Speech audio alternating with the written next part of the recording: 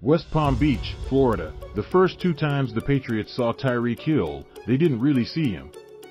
Hill went off for 275 yards and 4 touchdowns in regular season meetings with the Patriots in 2017 and 2018. He caught 14 of the 20 passes sent his way.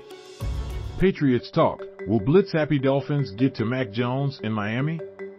By the time the 2018 AFCCG rolled around, Bill Belichick had seen enough of Hill losing defenders or his defenders losing him. Jones and Keion Crossen, corners who ran 4.3 40s, were sent to deal with Hill. There was also a safety shading over the top at times.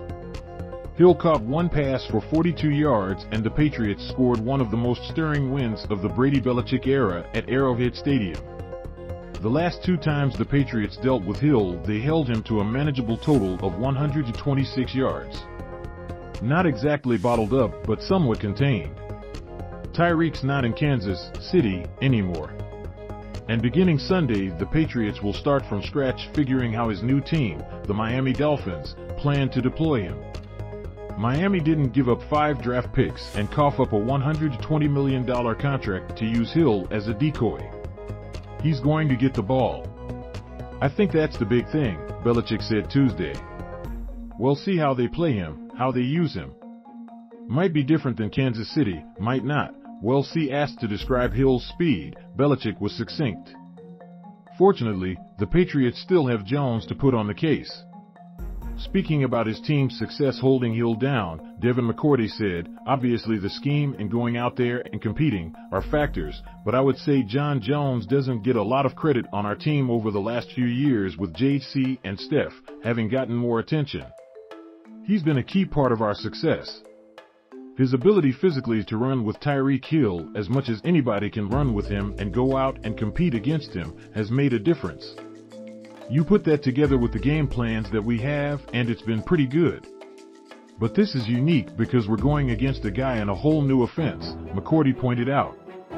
It's not as easy as throwing up Kansas City film and saying, let's do something similar to what we did before. I think it's going to be something different. The Patriots secondary is different as well.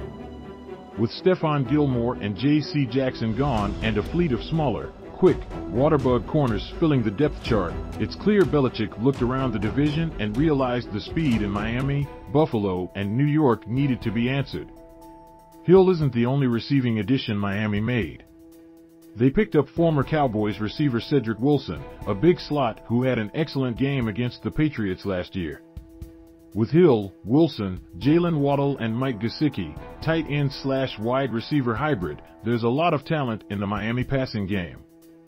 And a lot of uncertainty with first-year head coach Mike McDaniel in charge. The research has been deep and the Patriots have gone back to study what McDaniel did as offensive coordinator last year in San Francisco. We've been trying to blend the preseason games with what San Fran did and trying to say, this guy could be in this role, but it's hard to really tell, McCourty admitted. That's what's hard about Week 1 games.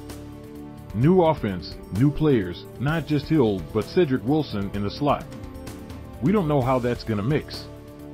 We haven't seen all those guys out there. So there will be a lot of adjusting and figuring out how Hill impacts Miami and whether his presence can propel the Dolphins to the next level is one of the NFL's biggest stories this year. Sunday, the Patriots are part of the first chapter.